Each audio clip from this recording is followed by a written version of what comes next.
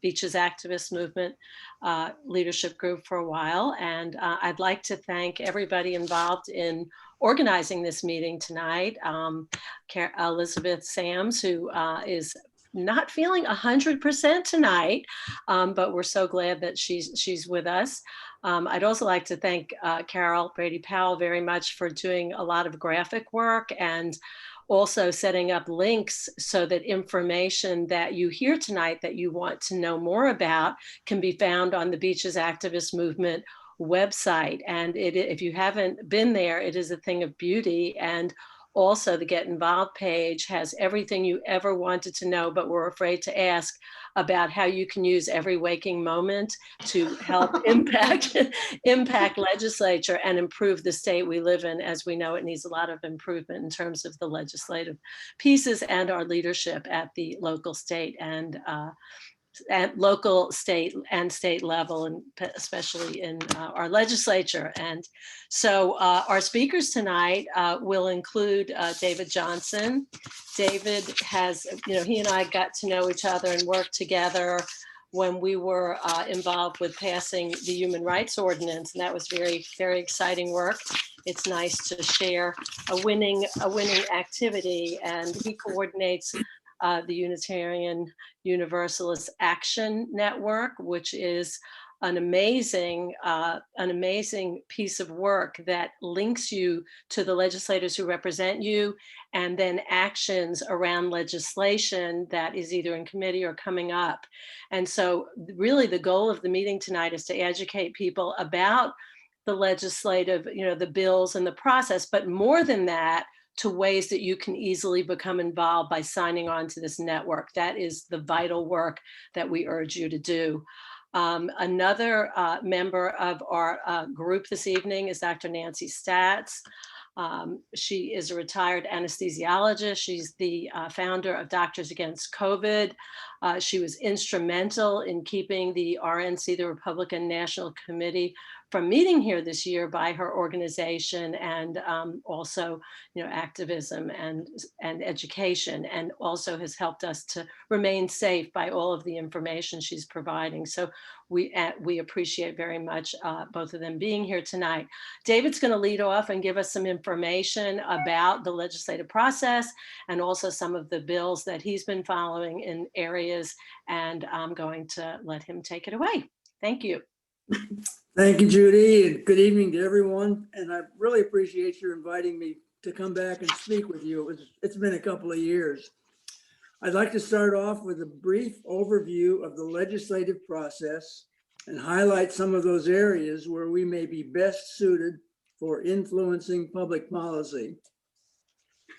Every year, approximately 2,000 bills are filed to enact new legislation affecting Florida residents.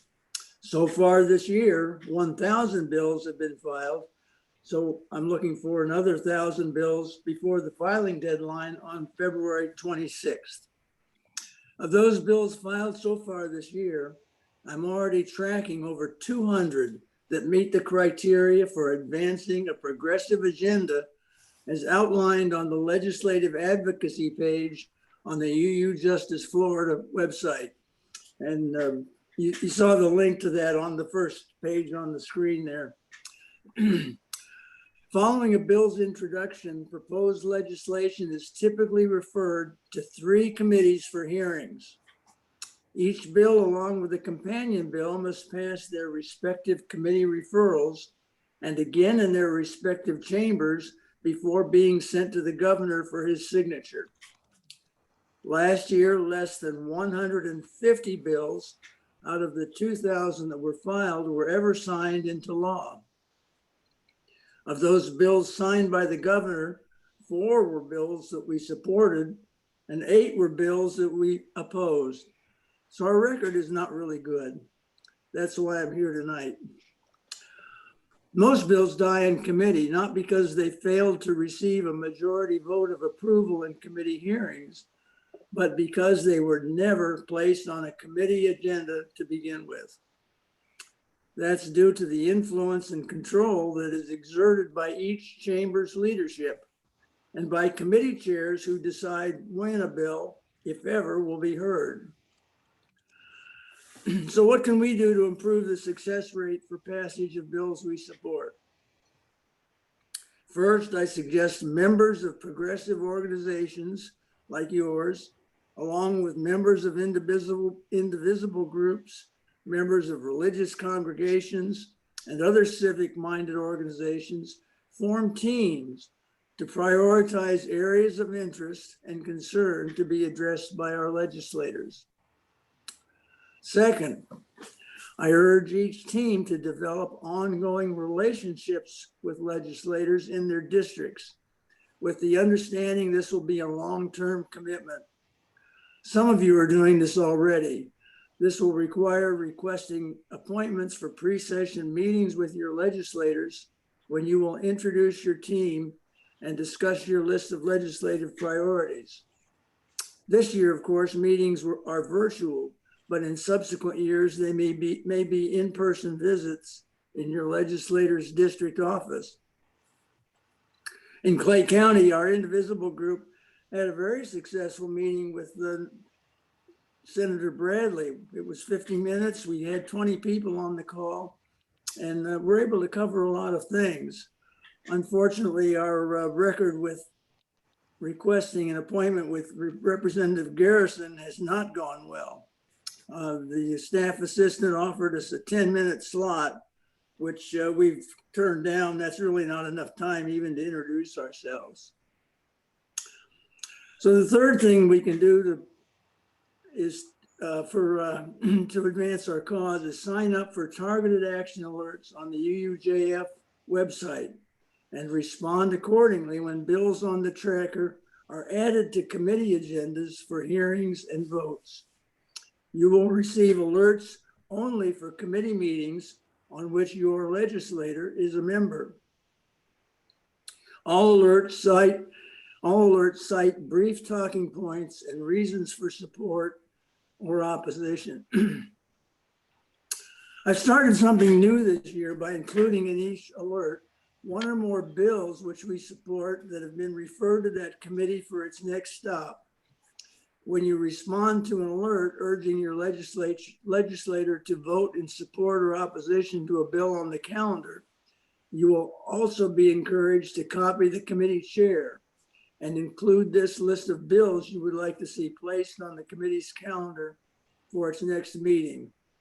Again, that reinforces the comment I made earlier that unless a bill gets put on the committee agenda, it's going to die. Enacting progressive legislation in a conservative state like Florida takes time, patience, and a strong showing of public support. And that's where all of you on this call come in. So with that being said, Judy, Nancy, and I have selected a few bills we find to be of particular interest. Let me start with Governor's proposed bills HB 1 and SB 484 that will rein in public protests at the expense of civil liberties. One point I have stressed in meetings with legislators has been that they need to be much more proactive in addressing root causes of problems like climate change, negative health outcomes, rather than waiting until remediation is required. In the case of this proposed anti-protest legislation, it would never have been filed if municipal law enforcement agencies had been proactive in holding officers accountable for their conduct, implemented citizen review boards, banned chokeholds, banned no-knock warrants, required body cameras, and conducted de-escalation training. And these are just a few of the reforms proposed by members of the Black Legislative Caucus in 15 bills they have filed in advance of the 2021 session. We know that Florida Sheriff's Association and proponents of strict law enforcement will fight for passage of the anti-protest bill, and they'll fight against passage of reforms proposed by the Black leadership in the state legislature. Strong public support will be needed to pass these reforms. so there will be no need to restrain peaceful public protests and threaten our constitutional liberties. Enacting legislation calling for Florida to sign the agreement among states to elect a president by national popular vote provides another example of how taking preemptive action by the Florida Legislature would have avoided the chaos and disruption we experienced between Election Day and the January 20th inauguration. Again, we have another chance to accomplish this in the upcoming session by passing companion bills HB 39, SB 1032, so there will not be another contested presidential election like this one in 2024. I know your members support a clean, healthy, and sustainable environment, so I selected two climate-friendly bills that will be most certainly of interest. The first is HB 283, SB 720, setting statewide renewable energy goals. The other is repeal of MCORs, the multi-use corridors of regional expansion significance in HB 763, SB 1030. Establishing the renewable goals should slow the damaging effects of climate change and sea level rise. How many years has it taken to get the attention of climate deniers? How much damage has already been done, and at what cost for remediation? I chose repeal of MCORs because it has the potential for redirecting millions of dollars tapped for planning MCORs, redirecting that money to other more critical infrastructure improvements such as schools and healthcare. In closing my portion of this program, you know we live in a conservative state with a legislature greatly influenced by special interests. It's up to all of us to keep us on the right track. Thank you, and I'll turn it back to Judy. Okay, thank you. And I'd like to remind everybody in the chat is the contact for David's action alert link, as well as on the website for BAM. So if you would like that, it's there. Also, if you have any questions about the presentation or for specific presenters or about whatever, you can please put it in the chat, put them in the chat. And there was a question for you, David. I don't know if you could answer it real quickly as part of your presentation about what the repeal of MCORs means. Yeah, MCORs is the 3 toll roads that are being proposed for the going through the western part of the state, going to run all the way from the Georgia line all the way down to Collier County. Those highways are going to cut apart natural wildlife areas. They're going to disrupt the panther population in South Florida. They're going to fill in wetlands, all sorts of environmental damage. And the real damage that's expected from that is that by putting those highways in, that's just going to expand sprawl of residential communities and shopping centers out into what are now fairly wilderness and lessly populated areas. So it's really a terrible bill as far as the economy and the natural habitat is concerned. And it's going to cost a lot of money. The traffic studies don't support it, but certain interests in the legislature are pushing for it. So that's why I put it up there to be opposed. Okay, thank you. And I think, that was a bill that we heard about last year as well. And, nothing like paving paradise. And now we're going to hear from Nancy. And again, Nancy's been very involved with BAM as well as with NOW and League of Women Voters, and has been meeting with our legislators and, helping to educate them. So we certainly appreciate her expertise as a physician and as a citizen, as a activist in talking about healthcare. So, Dr. Staats. Thank you so much, Judy. Please call me Nancy. I would. So, as you do. Before I talk about Medicaid expansion, which really involves several bills, just to take one step back, even though we do live in a conservative state with a conservative leaning, political bodies, both the House and Senate, as John pointed out. But my answer to why we still push on things like Medicaid expansion is public support. There's a recent poll out that shows that 76% of Floridians, and that includes Democrats and Republicans, of course, the proportion of Democrats is higher, but still 76% of the total electorate favors Medicaid expansion. We'd like to think that it's just based on ignorance, that these folks haven't embraced it, but we know that's probably not the case. I would also point out, as Judy said, the RNC, while I don't take credit for it fully, I had many people tell me, you will never stop the RNC. And look at Lot J. So all I'm saying, this is going to be a big lift to get Medicaid expansion, but for something like this, it sometimes takes multiple years, but everything we do will contribute to the final goal. It's a little confusing because there's Senate and House bills that are often identical so that they can be passed through both bodies. In this case, we have 556 by Thurston and 443 by Thompson, which both are talking about the eligibility of medical assistance. So any adult who makes less than 138% of poverty level. So this would match up what's found in other states. In addition, State Bill 698 put forth by Jones basically echoes that.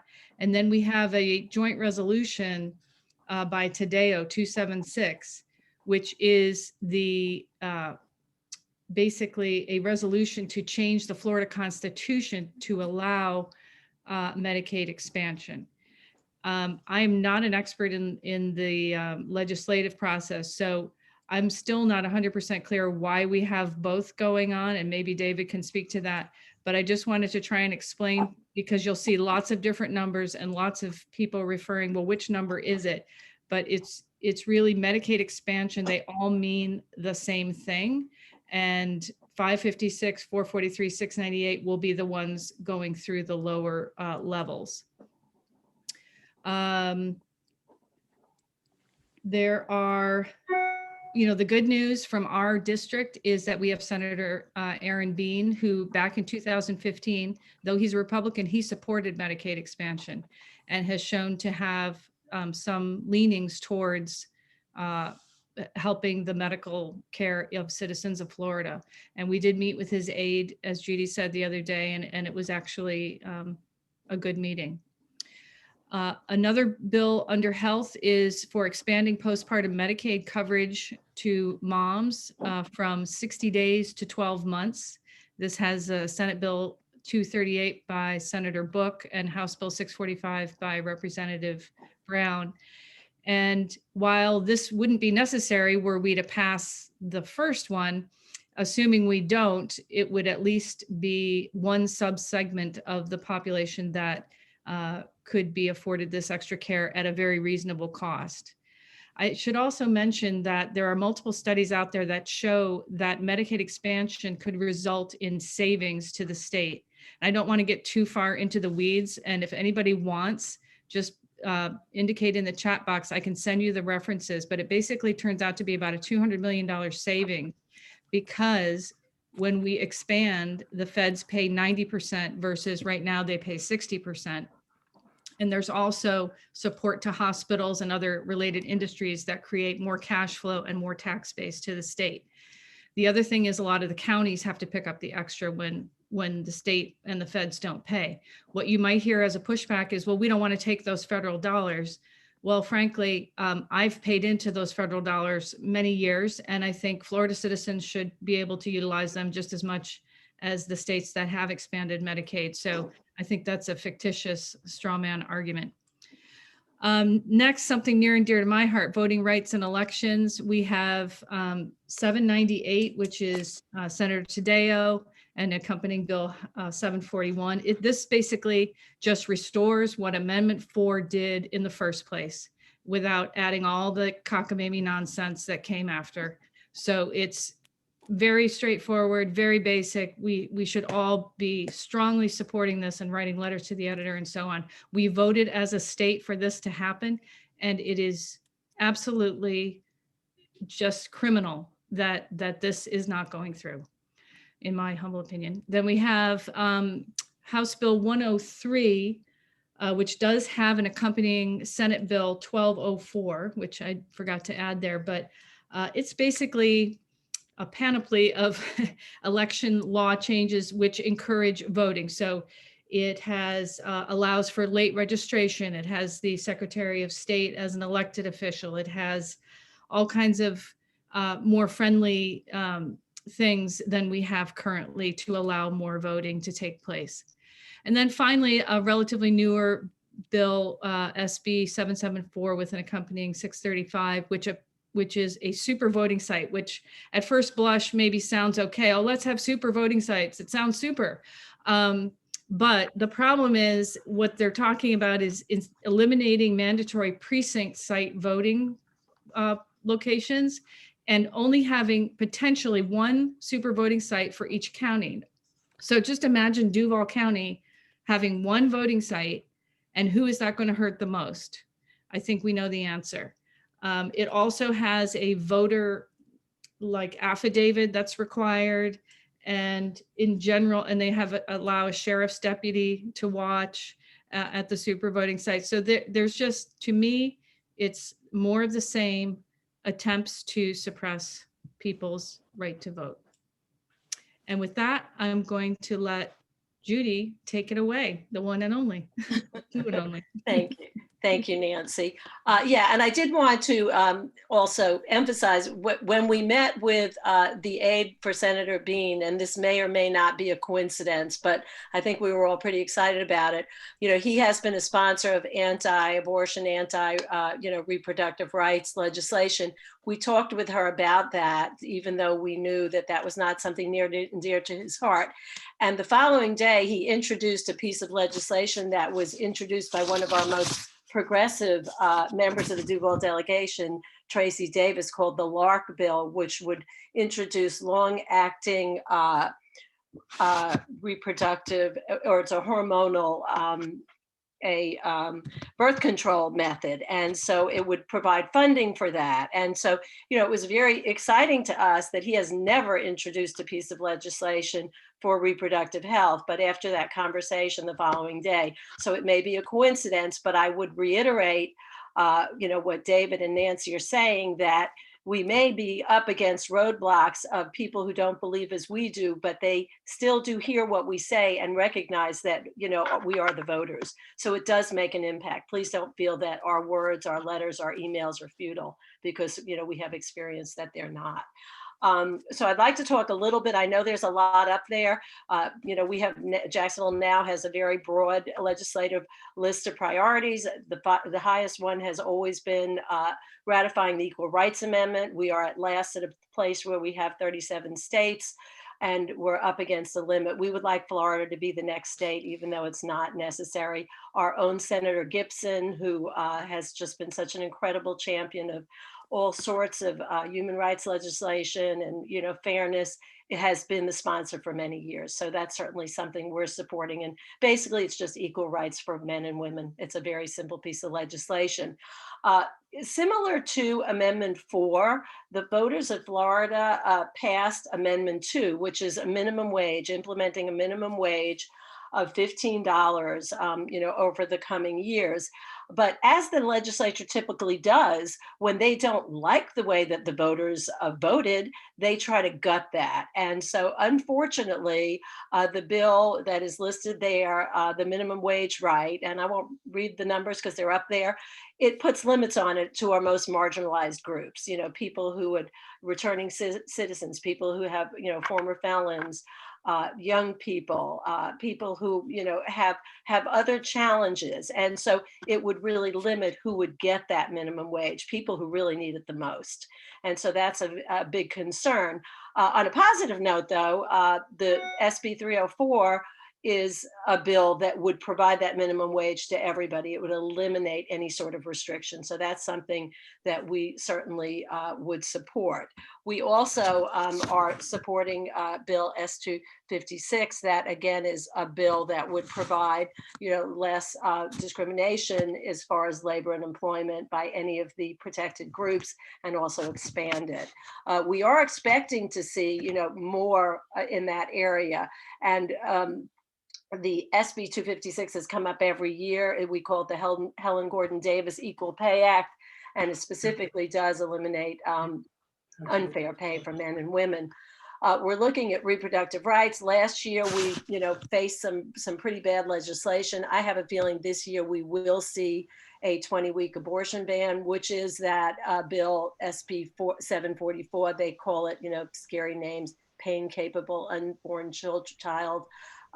Those kinds of pieces of information are not scientifically based, and we would hope that, we can oppose that bill. We have a really good bill that was introduced by Anna Eskamani, that is HB 6039, and that would basically undo all of the restrictions, what we call trap bills, targeted restrictions on abortion providers, and in the state of Florida. That has no chance, but we still will support that, and we're so glad she's there. Okay, so moving on to some of the education and labor bills. I really believe this is an area that's being targeted this year, and we're very, very concerned. There's a bill that's moving very quickly.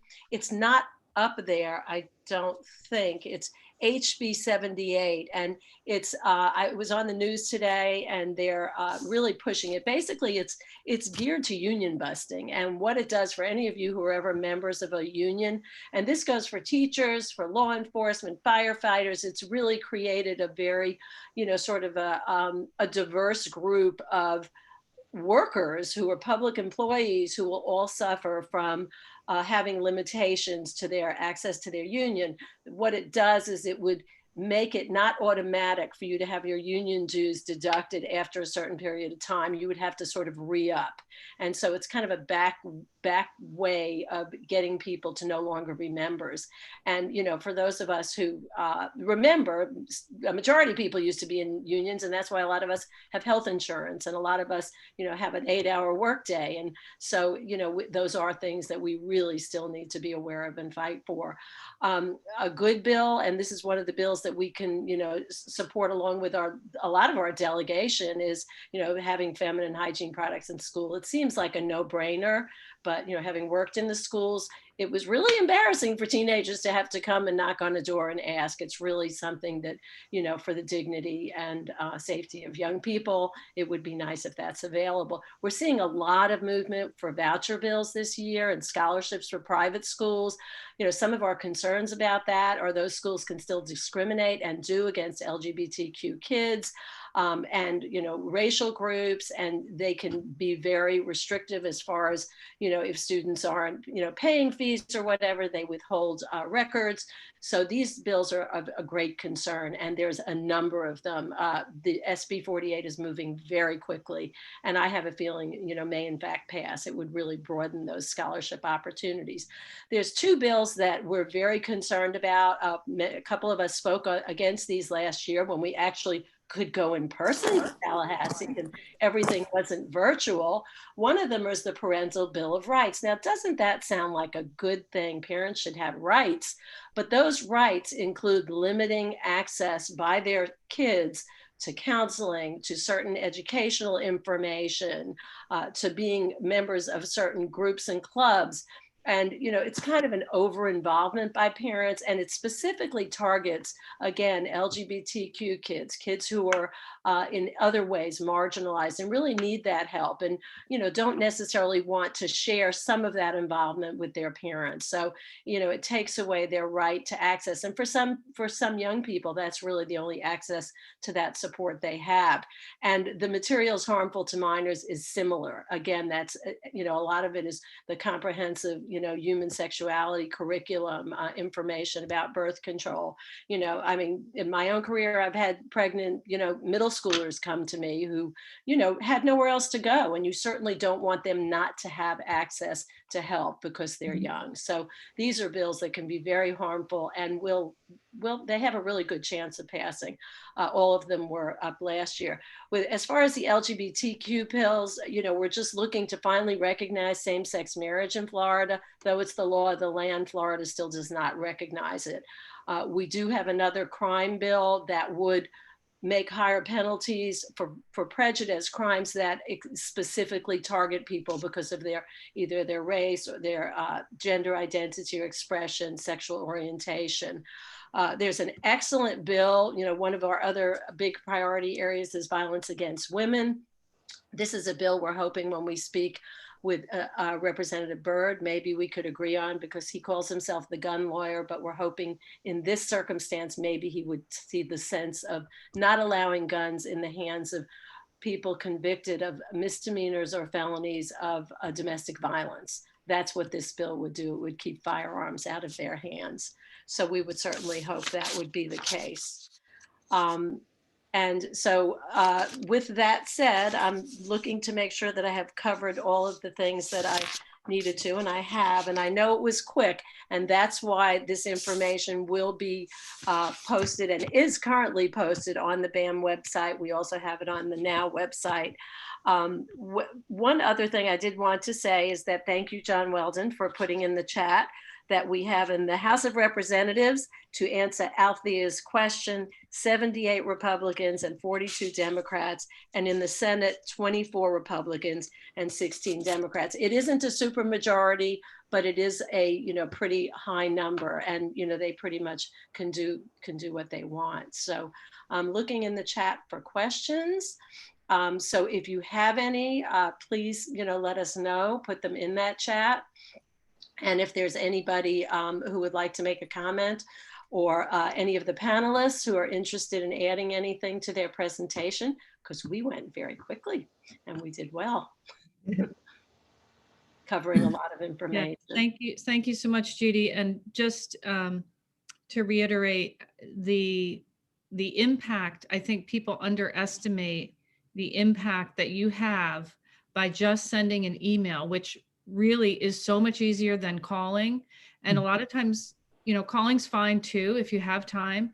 A lot of times you may get a message anyway, but the key thing to remember, and David, please correct me if I'm wrong, but it's better to reach out to someone who you are a constituent of. They will pay attention to that much more than just any Joe Blow. And so therefore it's not really necessary that you email everybody on the committee. It's the one that is your district representative. And so if we can target folks that we know to really hit on Cord Bird, Clay Yarborough, if it's in your district, Aaron Bean, and you'd be surprised, a few dozen to 50 to 100, emails in a day on a subject will definitely, influence them, I believe.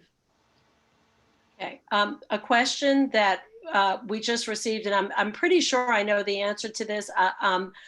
It was by John about what is the latest gun bill sponsored by Cord Bird, something about concealed carry on religious campuses. One of them that I was asked to mention and I forgot is one that's, and Joshua answered, it's HB 259. I'll look it up while we're speaking, but there's also HB 6001, and Karen Morian, who's the head of the College Teachers Union in Florida, mentioned that bill. It's a guns on campus bill.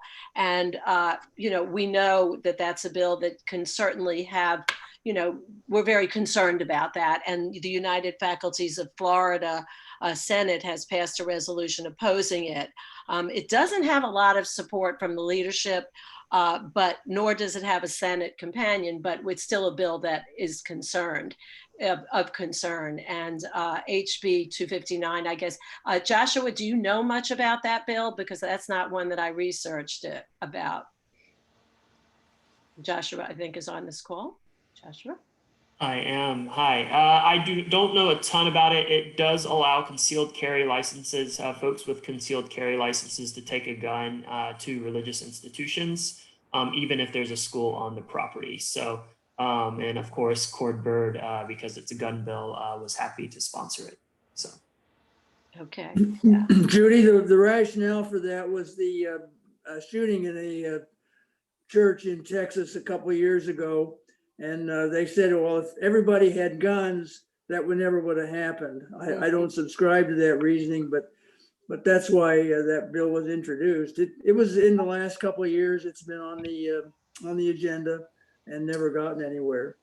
Yeah, and that's actually in an article that I've read. That was one of the cases that Cord, highlighted the Texas case as to why he introduced it. Is a co-sponsor and sponsor on some of those legislations. Yeah, and Rebecca, who's on the call, just mentioned that HB 6055 also removes prohibition on prohibiting carrying concealed weapons in legislative meetings. I think particularly now with what, just recently happened as we were trying to, formalize our election, the insurrection, we would not want that to happen. And so, that's very, very frightening and certainly something we need to be aware of and act against. And we're trying to, work with Moms Demand Action Against Gun Violence. Katie Hathaway is a Beaches person and is very active and has prioritized a lot of bills. So that's another excellent group. And again, you can look on the BAM website. We have information about that, I'm pretty sure, Carol, to connect with them because they really have prioritized a lot of that legislation and they're a very powerful bloc. I was in Tallahassee the same time they were there and, they literally had hundreds of people and were so well organized. So it's a very good group to get involved with. I'm looking at the chat and there were some. I see two, one for David and one for you. Okay. David first, when people sign up, this is from Elizabeth Sams, when people sign up for your alerts, can they specify issue areas or will they just get info on all the UU priority bills that their elected officials have a role on? Right now, I don't have the list segregated by interest area. I do give a choice if you want to get Unitarian Universalist newsletters, that's one choice. If you want just the alerts, that would be another choice. But when you get, the alerts will be targeted to committee hearings that your representatives sit on. So, and you'll get a wide variety of topics depending on what the committees have on their agenda.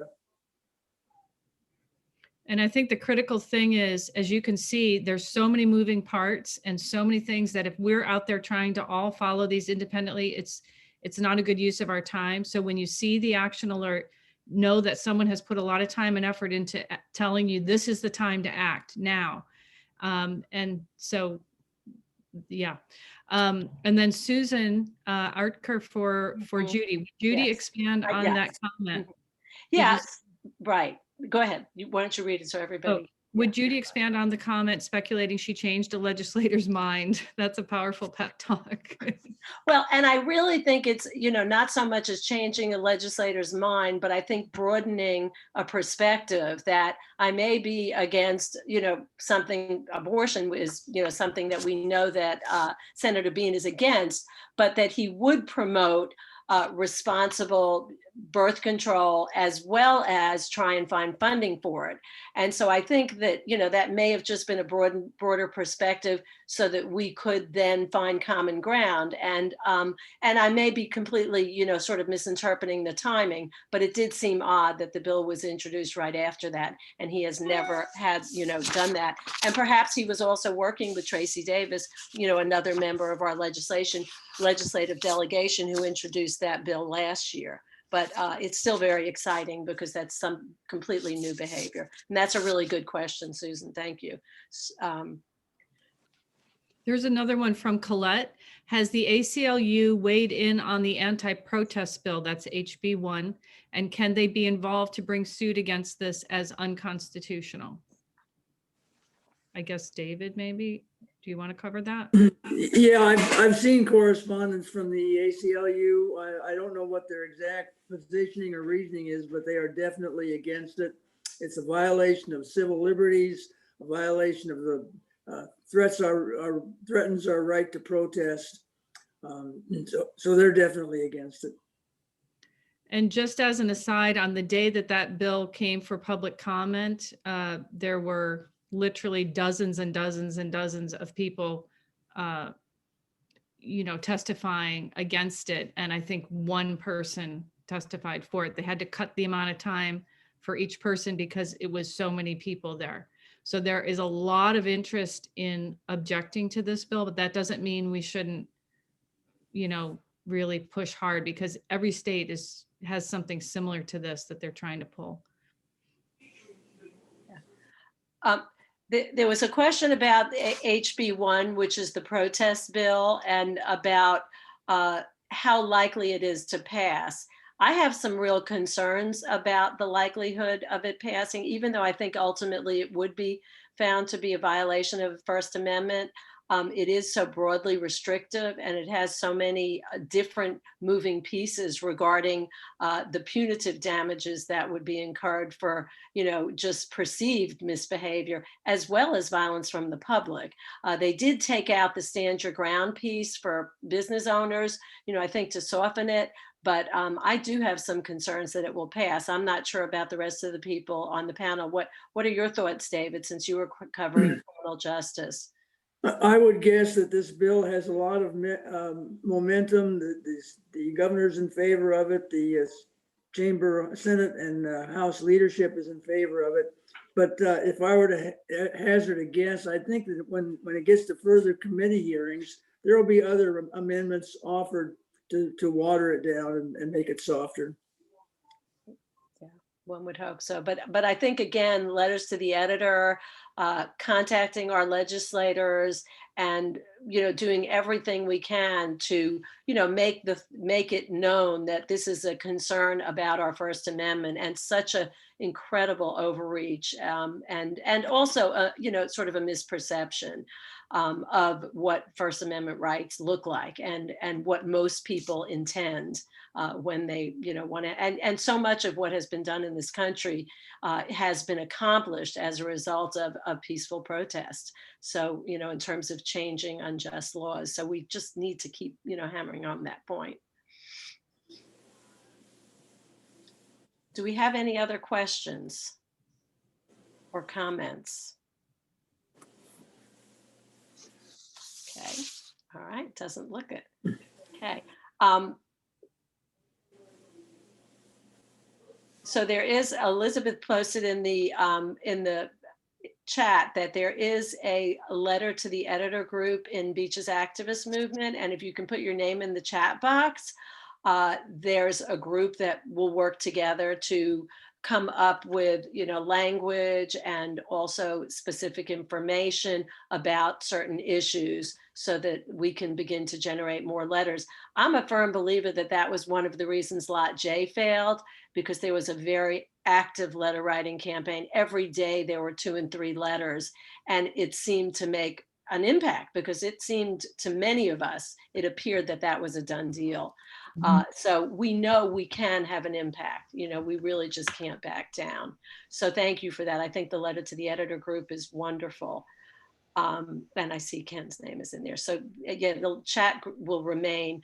I see that Carol put up about Ida Eskamani. She will be speaking via Zoom with Mandarin Indivisible, and that's a very exciting opportunity.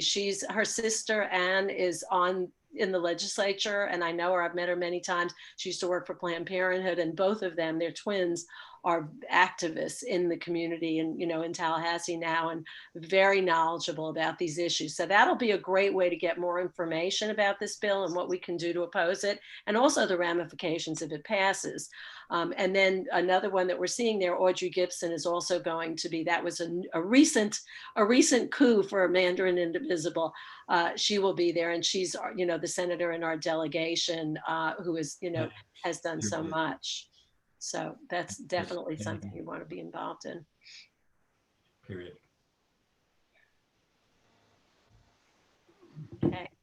All right. If there are no more questions, I'm not sure if Elizabeth had anything she wanted to add in terms of next month's meeting, or if there's anybody who knows more about it than I do to talk about, or any other BAM business that would need to be discussed at this time. I really would like to thank everybody for being on this call tonight, or on this Zoom as we meet now. And because, you know, it is so important. And I personally, and I would like to ask David this question, because we've been talking about it. We've been meeting as a legislative group for the last, I think, 4 or 5 weeks. And we've never seen this much activity prior to the beginning of a legislative session. Is that your observation as well, David, or have we just not paid as close attention because we weren't stuck in the house? Is that?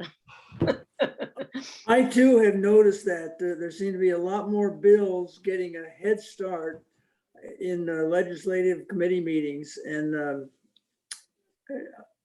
I don't know if it's a good thing or not. It means that unfortunately tonight, we've spent a lot of time talking about bills that we are opposed to, which I'd rather we had a lot more bills that we were in favor of that are not getting that kind of traction.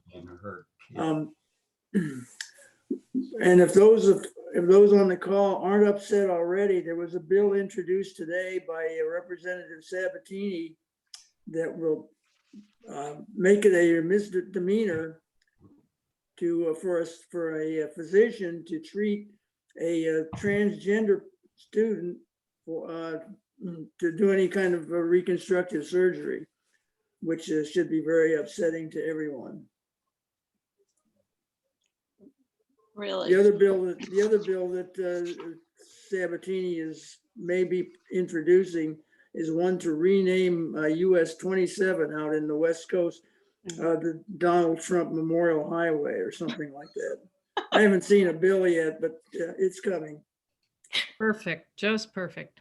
Yeah. And I think a lot of this kind of legislation is really a distraction for how poorly Florida has handled COVID and unemployment, and, you know, all of the terrible crises that we're experiencing as a result of, you know, just totally handling this pandemic so poorly. And, you know, it's a tragic that they're creating more problems rather than dealing with something that could have been handled so much better.